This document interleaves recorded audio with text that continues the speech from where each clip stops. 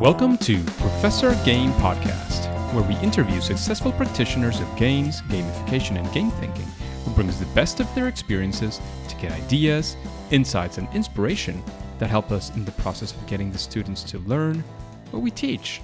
And I'm Rob Alvarez. I teach and work at IE Business School in Madrid, where we create interactive and engaging learning materials.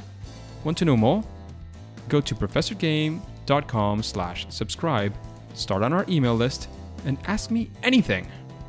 Engagers, today we have Nicolas Babin, or something like that is a pronunciation in French. But before you correct me, Nicolas, are you prepared to engage? Absolutely. Let's do this. And how bad is my French? No, your French is great. Yeah, Babin is exactly the way the French would say it. In English, it would be more Babin, well, Nicolas Babin, more likely. But yeah, that's fine. Good, because Nicolas has been enjoying life for over 53 years, and he has worked and lived in the US, the UK, Belgium, Japan, Germany, and France, which has, of course, allowed him to be open and understand the different cultures. In those years, he has worked for Sony, many of those years, and he learned to combine marketing and gaming. He is also the co-founder of the GamFed, which we know very well. And since 2017, he is a consultant in all digital matters. He helps big and small companies to transform their business by using AI and gamification. He also writes for Le Monde Économique in Geneva as a digital expert and works for LinkedIn Learning and IBM on social media and AI subjects. Is there anything that we're missing out in that intro, Nicolas? No, it's perfect. Thank you. So, Nicolas, we always like to get started with understanding our guests a little bit better. And that question usually has to do with what does a regular day look like to be with you, or a regular week, or what does life look with you when somebody would be, if I was Nicolas today, what would my life look like? Well, your life will be very international. I normally start my days like around 6 a.m. Talking with people in Japan and China mainly, with different time zones. Then it's perfect to start the morning like that. And again, about projects or about nothing really, talking about how their families are doing and talking about life in general.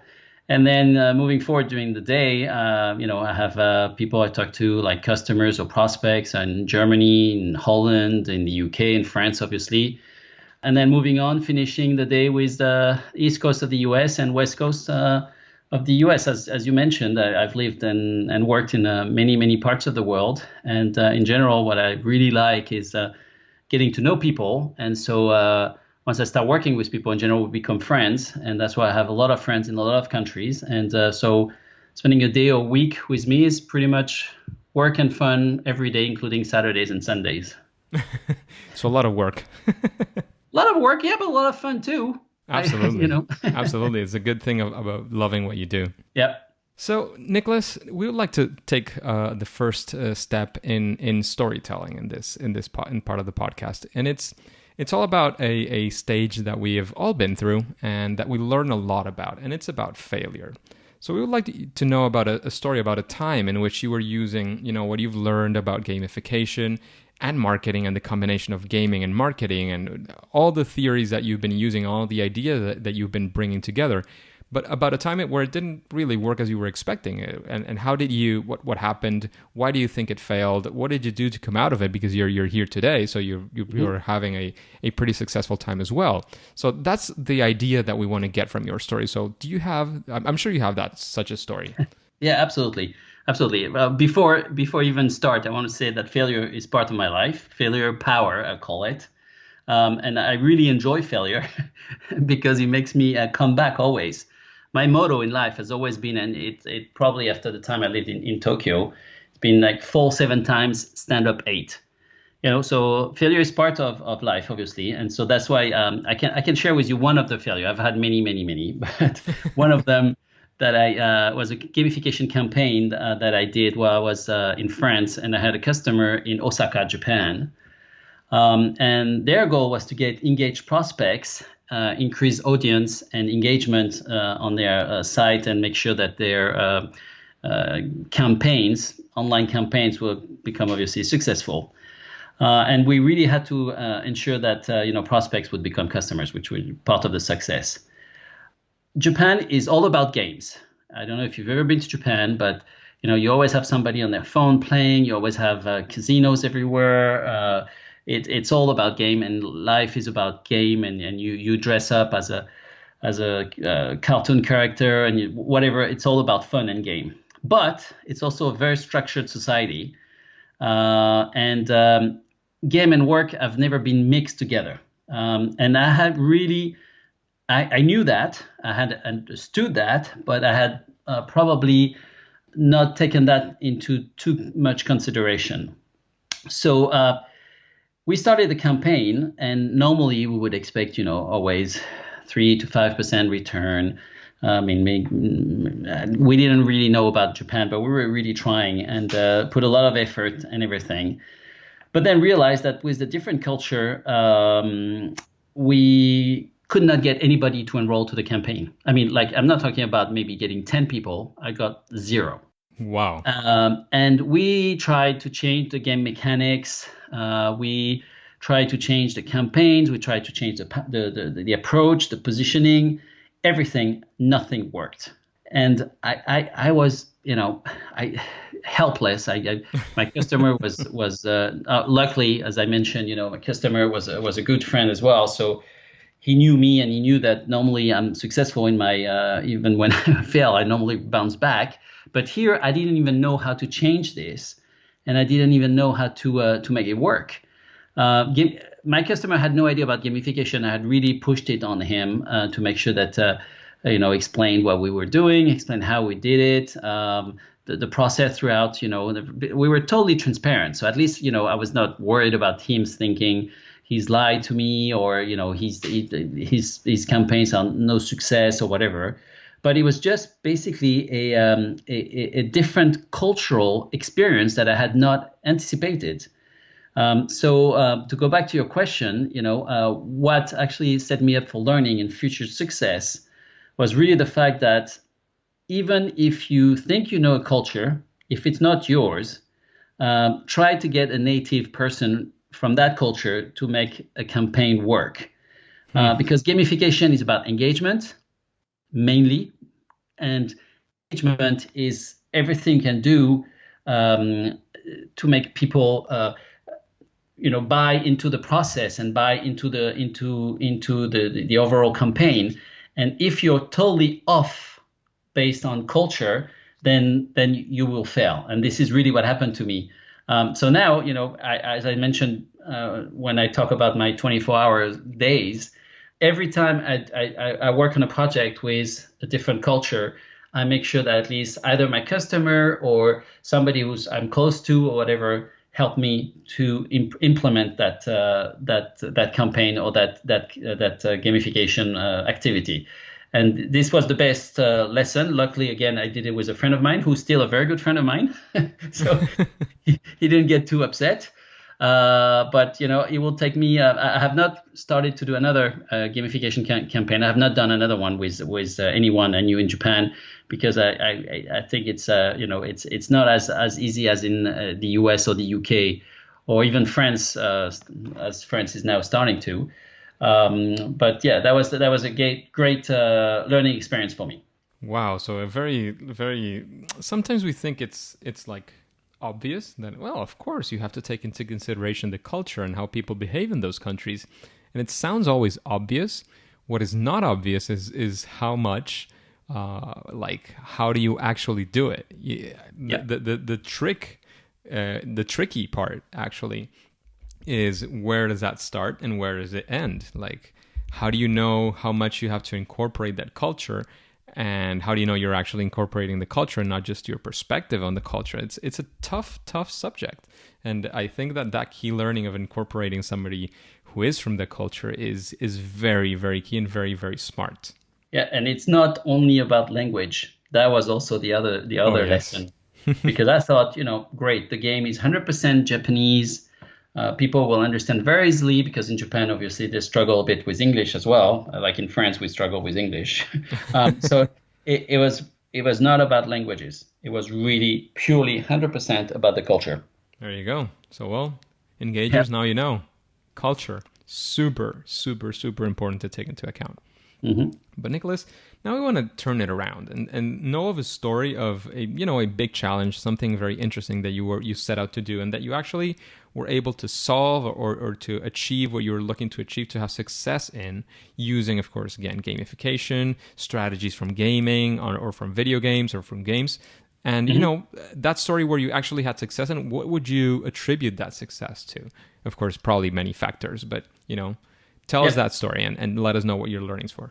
All right, we're going to stay in Asia, and we're going to go to China, from Japan to China now. I had a big project about digital transformation of factories in China, not a long time ago, about 2 years ago. And again, Asian mentality, all about gaming, love to play. So I thought, I would put a process in place to use virtual reality, augmented reality, mixed reality to make the Chinese in that factory adopt new ways of working. So, we did sound fair competition activities as part of the processes because the Chinese love to compete against each other. We ensured the boss was on board because that culture, the boss is really everything. And the boss says yes, everybody will say yes. So the biggest challenge was, again, like in Japan, making sure that at least the Chinese would use games in order to learn about new processes and about to improve and optimize their processes, and also make sure that silos would go away within a factory, so everybody would talk to each other and data will flow between all the different departments. But also, that was the core. What I just said was the core of the project. But what was really important and the biggest challenge around that was to make sure that the boss was on board, as I mentioned, that the teams understood that it was as part of the process, that they would learn better, that they will learn faster, that they will learn more efficiently using game mechanics. When you're in a virtual reality activity, we would add some. I'm going to share some secrets here, but you would go into.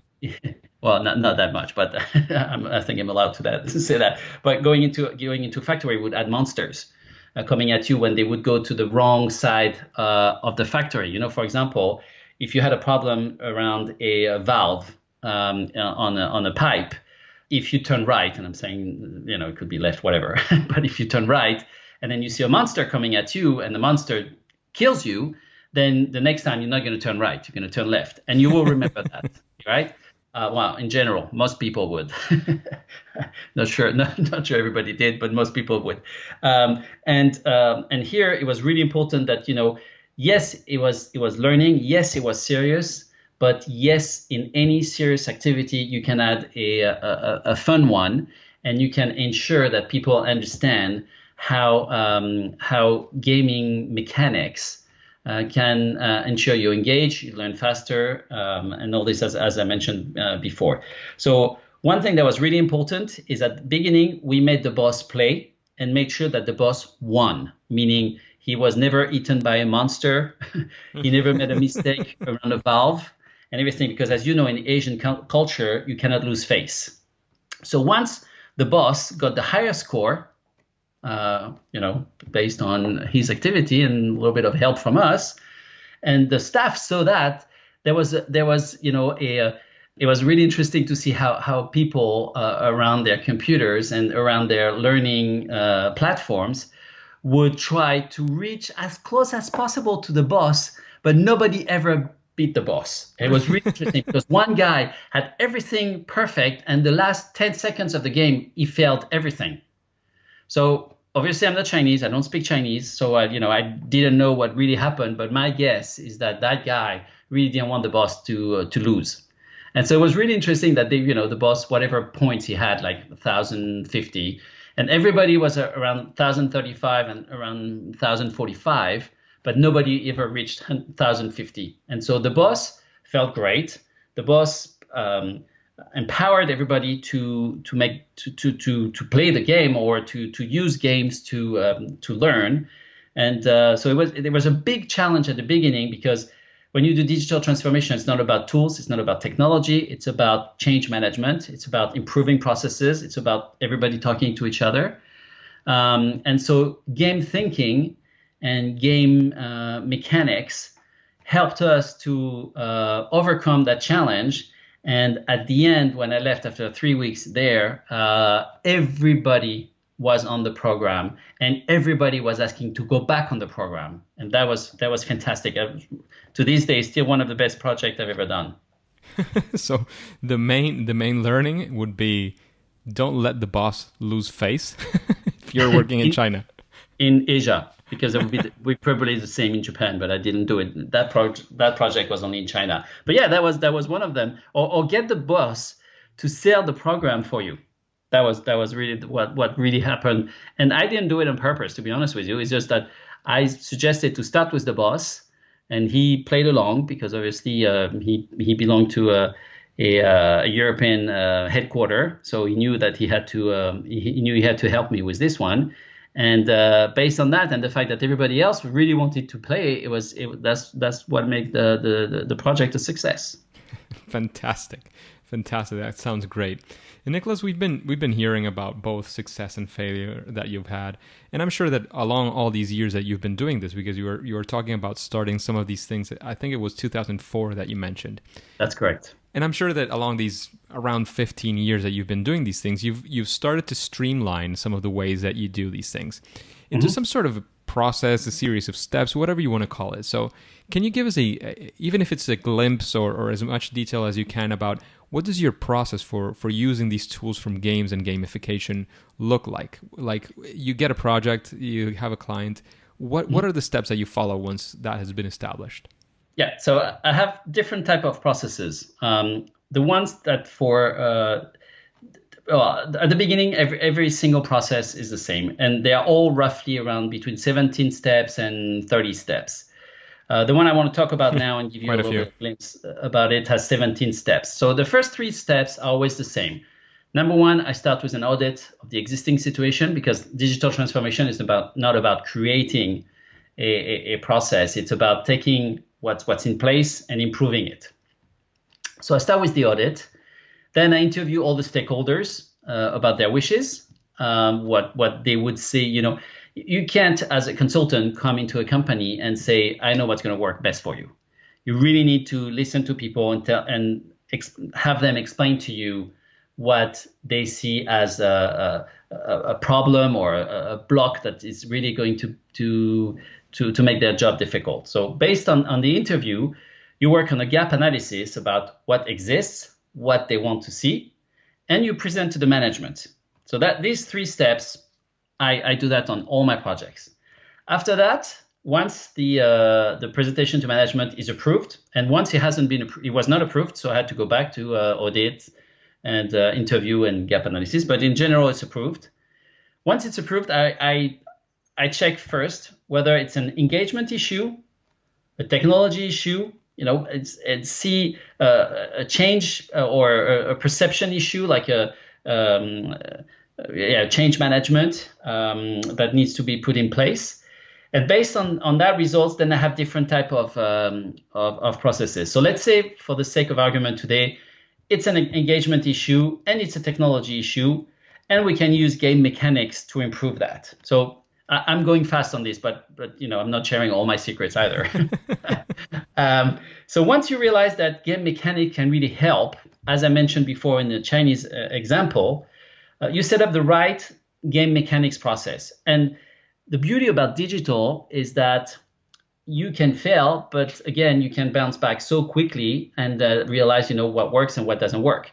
So you start with a game mechanic about strategy, about campaign, about change management, and see which one works best. So maybe one day, you're going to try a campaign where, again, you're using virtual reality, or you're using cards, or you're using whatever, whatever points, badges, whatever you want to use, and you see how it works, how people interact best. Once you've really defined and you've tried, and you don't try it obviously for the whole factory or for the whole company, you try it for 10 people and see how they behave. Once you know that you have the right strategy, then you deploy for the whole company. And then you start implementing, so as I mentioned, the game thinking mechanics with standard digital transformation processes. So, whether it's HR, whether it's sales, marketing, customer support, admin, finance, whatever, you really need to be speaking their language. So, which means that for each process, you put in place you put in place some KPIs that obviously key performance indicators that basically will ensure that you're successful or not. And also you check with all the teams involved, what works for them and what would make them even better or optimize their operation. It could be finance, it could be resources, it could be time to market, it could be how you market, it could be anything. Basically, every single angle of business today can benefit from a digital transformation activity. So once you've done all this, you look at the overall requirements that you started with, and you say, have I met all the overall requirements that these guys have told me during the interview of the stakeholders? Yes, you finished. No, you go back. That's pretty much what it is. So that very simply, about 17 steps of how I would implement a process for game thinking. Again, if you decide it's not a technology issue or it's not an engagement issue, then you go into standard digital transformation processes and you forget a little bit about the games. But I always tend to, even if I know that game is not going to be the main mechanic that needs to be put in place, I always tend to have a little bit of games, a little bit of fun in any activity that I start. Yeah, because again, I don't know if you are also consulting directly on the digital transformation on the technology side, which you probably are, but the technology could be something run by a big company as well, and they're providing the technology itself. But it's one thing to just have it in place, and the other thing is for people to actually use it and for the company to benefit from that, right? Absolutely. And you're right. I mean, technology in general is I put in place big data strategy. I don't do it myself in the sense that, I understand what needs to be done, and I choose companies that can help, putting in place a NoSQL database, putting in place all the different clusters that needs to be put in place. Then I work with data scientists to make sure that at least if AI needs to be implemented, and that's in December I'll be talking at the Gamification Europe conference in Berlin. And that's what I'm going to be talking about. So I don't want to be saying too much about AI and everything. But AI is also a big part of the technology that you can find and that you can implement using game mechanics. So you're absolutely right. It's technology is a key component, and you have to bring in other companies inside within the project. But you need to make sure that at least the companies you work with understand how you work, what you're trying to achieve. And make sure they play along with you. That's absolutely right. Absolutely right. And that's a perfect segue because you mentioned that you're going to be in Gamification Europe, and that's actually how we got into contact in the first place. Yes. And I wanted to say, the engagers know, the ones that have been here for a while, that I was last year in Gamification Europe and the year before that. But last year, for the first time, we were the media sponsors of Gamification Europe, which is going to happen once again this year. Yay!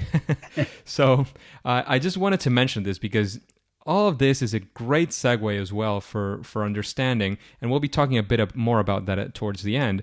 What are some of the interesting and key points that Nicolas is going to be talking about in Gamification Europe, and reminding you, if you didn't know it already, that you can also get your tickets right now. Of course, the sooner the better. You know how these offers work: super early bird, then early bird, and so on, and they go raising in prices as time goes by. You could go to professorgame.com/gamification Europe, and there you would be able to get a discounted ticket and also support the mission of Professor Game. But let's move on. This is very interesting and very cool to know that we will be able to get a lot more out of Nicolas, that we will even be able to get to meet him for those of us who will go to Berlin this year to Gamification Europe. But I also, of course, wanted to know, before we move on to the next question, Nicolas, is there any place where we can see what the process looks like? Do you have a web page about this? Where can we get more information besides, of course, meeting you in Gamification Europe? Well, you guys can send me emails. I will gladly respond. As we discussed before, this is proprietary, and I've used it already with customers. I have strict NDAs and things like that. So when I did game mechanics at the beginning back in 2004, I would share it gladly. Here, because it's all about competition and improving business compared to the competition. I can't share the overall very precise process that I have in place, but I'll gladly answer questions if you have any questions. At the end I'll give you all my contact details, so I'll be happy. And in Berlin as well, as you mentioned, I'll be very happy to discuss that with anybody who has questions about it. Beautiful. And you're very active as well in social media, so we'll be talking about that a little bit. Yes. Hey, engagers, this is a quick break because, as some of you might already know, Professor Game has partnered with Gamification Europe as media sponsors once again for 2019's conference in Berlin. We have also managed to secure a 10% discount for the engagers to attend to the conference. To collect your discounted tickets, all you have to do is go to professorgame.com/gamificationeurope. If you do, you are not only getting a special offer, you're also supporting Professor Game through this affiliate link. As you know, Gamification Europe is a growing conference in its third edition, and quite an exciting as well as a unique opportunity to get to meet top experts in gamification from all around Europe and the world. So you can get to meet many of the speakers and the people who have been interviewed in Professor Game podcast. And if you haven't already, I'd also love the chance to get to meet you in person, because of course I will be there. If this also sounds engaging for you, then just click pause, go to professorgame.com/gamificationeurope and get your discounted tickets. So Nicolas, what would you say is something that you think that almost any gamification or game thinking project could benefit from doing? Maybe what you would call a best practice, or something out of those 17 steps, maybe something that you always do that is not necessarily a step. I don't know, something that you say, well, even if you're not using my process, I think that if you do this or you consider this, your gamification project is going to be a little bit better or a lot better. Okay. The main thing for any digital transformation project using gamification is communication. That is I don't put it in my process, but so meaning that you need to be transparent, you need to have innovation, and you need to be disruptive. And you need to communicate about it. Don't do something on the side and then try to bring on people to your project. People need to know. I mentioned the Chinese example before. The boss knew exactly where I was going. The boss knew that I was not going to trick him. The boss knew that my role was to make sure that he looked good. The boss knew, that what was expected, during the VR virtual reality example, what they would be expecting. Even like, for example, when we had to create monsters, we made sure that the monsters, were not offending in any way, shape, or form. So the colors were correct, because the Chinese colors are different than ours, in terms of what they represent. The monster face, looked okay. Not scary for a Chinese individual. Frankly, they were scary to me, but not to the Chinese. And I'm not the target, obviously. So, everything from the start to the end of the project, you need to make sure that you communicate. And I would even say you over communicate.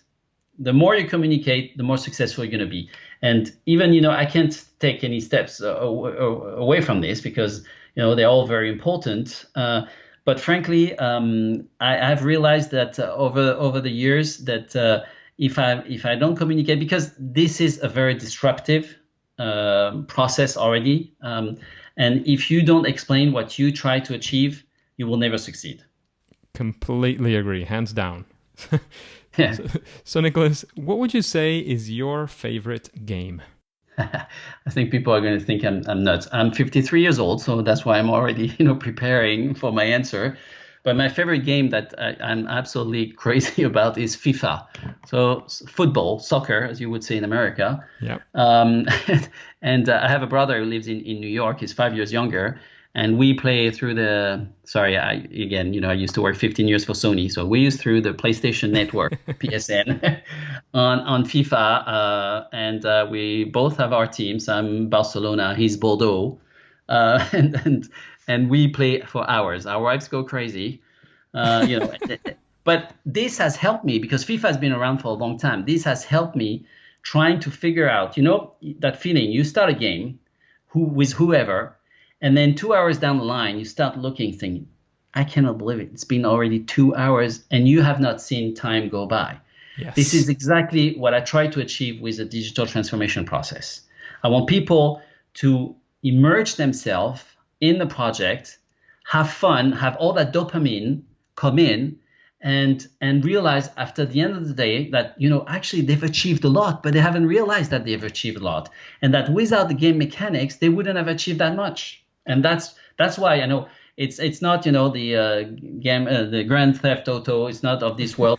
For me, it's as simple as FIFA. So I'm a very simple customer for Sony. But it has helped me a lot, and I really, really still enjoy it a lot. Out of curiosity, do you update your FIFA every year? Yep. I still have 17, so that's why I'm asking. No, you're missing great players. Absolutely, and great updates as well. My Real Madrid team, he still has Cristiano Ronaldo. So. Oh, yeah, of course, you're from Madrid. Sorry, I'm Barcelona. No, it's fine. I mean, that's what football is about. If there were no fans of Barcelona, it wouldn't be exciting to beat Barcelona. No, exactly, especially in Spain. So that being said, of course, that now everybody knows I'm a Real Madrid fan because I every now and then post my I'm watching games and so on. So, But having said that, and after listening to some of the fun that we have here at the interviews and knowing some of the questions that we do, is there somebody that comes to your mind that you would say, well, I would like to listen to this person interviewed in something like this in Professor Game? Yeah, there are two people that I thought about.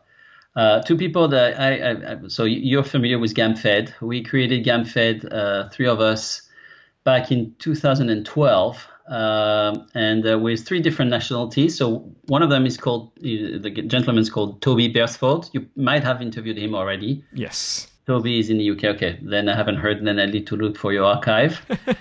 Well, it's almost 100 episodes by now, so it's fine. It's gotta be. That's why I couldn't find him. Toby and I share really that passion for games and leaderboards and all these things. And the second person also couldn't find me. Maybe I'm wrong. Is Roman Rakwitz, the German guy from Munich. Sorry. From Munich, exactly. He started. The three of us started GamFed. So I know Roman's going to be in Berlin as well. I'm not sure about Toby. I haven't checked with him yet. I saw Toby in Brighton, which was 2 years ago. Okay. I know he couldn't go last year to Amsterdam. I'm not sure if he's coming to Berlin or not. I hope he does. Okay. I was supposed to be in 2 years ago and last year even because Pete Jenkins, who was the chair of GamFed just after me, been trying to get me there, but my business engagement and some family problems made me cancel the first one and not attend last year. So this year I'm definitely attending. I already have my plane tickets. I have my hotel room. I'm definitely going, especially because I lived in Berlin for 5 years with Sony. So I'm really excited to go back to that city. But so these two guys really came to mind when you said who you should interview. I'll be thinking about others and I'll send you emails. But at this stage, really these two legends in gamification made me think about your question. Made me think about them. Absolute legends, and I'm afraid I have to say Roman was also here, maybe like 40 episodes ago. But he is absolutely great. Absolutely great. He's fantastic. I really like the guy. We probably will have him again at some point. Okay. So, in that same sense of recommendations, if you had to recommend one book to the engagers, to this audience, what book would that be and why? One book is hard. Game Thinking is one of them that I've read, but Gabe Zickerman, I highly recommend him. I know he's the guy who made me come into gamification. As I mentioned, I started in 2004, and at the time it was not called gamification. It was using games into business. That's what we used to say. And Gabe put a name into the activity, and Gabe really started that activity. He's a Canadian guy living in the US. And I've read all his books. So these were books that I highly recommend. I can't pick one that, they were, but there's another book that has really The helped Gabe me. Zickerman collection. Exactly. That's how you can call it. Jane Gonigal as well has Yes. written a fantastic book about how to get better. She's had a Super rough better. time. Yeah. Yeah, you've read it. Okay, perfect. So this is the other book that really has made me think, yes, gamification is great for business, but also you can use it for everyday life. And thinking about all these things, that's what made me think about, using it for digital transformation. Because if you can use it for everyday life, if you can use it for business, then you can use it for absolutely every single angle of a company's activity or company departments. Yes. And Jane, I love her books. I've met her as well. She's in New York when Gabe had a conference about a long time ago. I would say maybe 2011 or 12. And her book was fantastic. So these are the books that come to mind. Absolutely great books and great authors as well. Both of Yeah, them, well, especially Gaby's moved on to do other things. yeah, Jane McGonigal is still very much into games, but they have both done incredible work, and their books are absolutely fantastic. yeah. So now let's talk about yourself, Nicolas. What would you say is your superpower when using gamification? My superpower is my experience points. I start any games with huge experience points, basically a pool. I'm very lucky. I was very fortunate my whole life. I've always done what I wanted to do. As you mentioned, I lived in the US, in the UK, in Japan. Fantastic cultures, fantastic people that I've worked with. Company back in 2000. Well, I started Sony in 1996. At the time, it was the largest company in the world. You would ask anybody in the street what's the best electronic company in the world. 99% of people would say Sony. So I was very, very fortunate. And thanks to Sony, I worked in artificial intelligence. I worked in marketing, communication. I worked in gaming. I worked in a lot of things, movies, music, a lot of things. And based on all this, that really has allowed me to see many angles of life. And so that's why when it's pretty rare today, and again, I'm 53 years old, so I've had 30 years of experience, but it's pretty rare today that a company approaches me and say, we have this project that I haven't had either that challenge myself as a manager, or that I haven't had that project to manage as a consultant. Or something similar where you've been working at. So that's great. Yeah. So that to me, that's my superpower. Big advantage. Even if I have done it before, the beauty is for every single project that I start, I'm still learning, and that's why I absolutely love my job. Beautiful, beautiful. So to close up, before we say our final words, I would like for you to give us a quick drop of what your talk at Gamification Europe will be about. What should we expect from your talk, and why should we go to Gamification Europe and listen to the great talk of Nicolas? Okay, I'm not going to be alone doing my speech. I'm going to bring a artificially intelligent robot with me.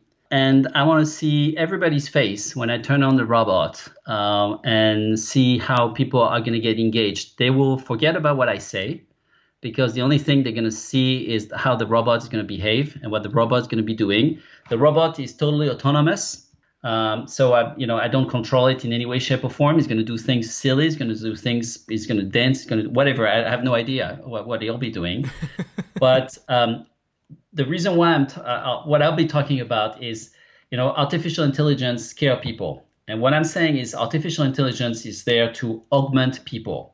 The same way when you're engaged, you are augmented, because when you engage, all your senses, all your behavior is really focused on one thing, is your project. And the same way when you use AI, basically AI gives you information that is very relevant in a timely manner. And all these together brings you a Superman or super augmented man that is going to be, better than a robot because obviously you have empathy, because obviously you're capable of feelings which the robot as of today is not capable of.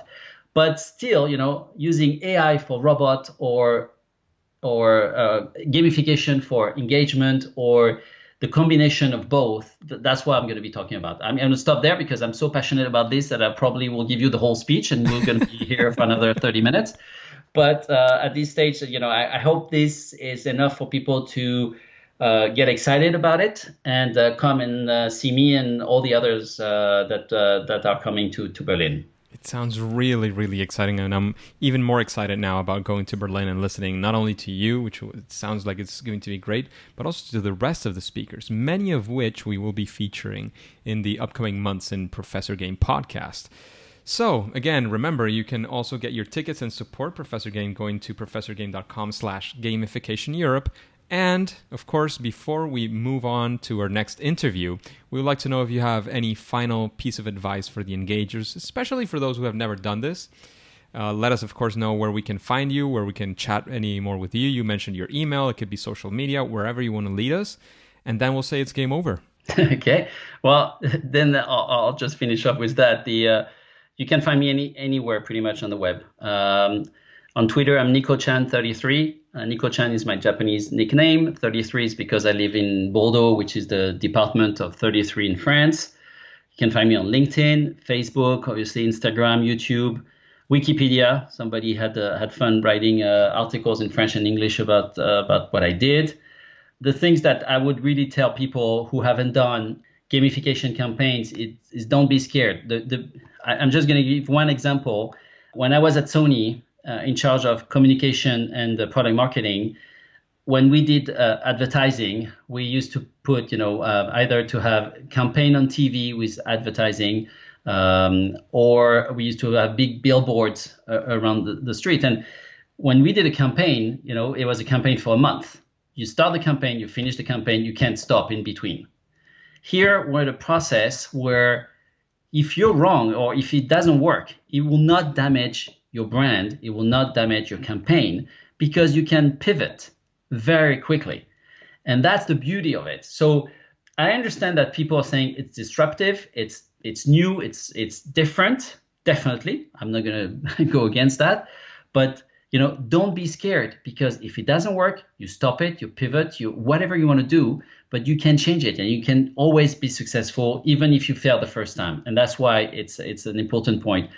The second point is be patient because it's disruptive. You will need to understand how it works. You will need to think about all the different processes. But this is why people like myself or Roman or anybody else are around. And the last point is do not forget about having fun. And fun is part of life. Fun is what makes you live everywhere. I mean, games arrived on planet before culture. The dinosaurs, they used to use games for their kids to learn how to hunt. That's basically, we're all made of fun. Everybody plays. So don't forget to have fun. These are my three real advice that I would tell everybody. Don't be scared, be patient, and have fun. So supercharged advice. Thank you very much for that, Nicolas. But now I have to thank you very much for your time, for all the advice, for all the knowledge, for all the wisdom that you've delivered here for the engagers. But for now and for today, it's time to say that it's game over.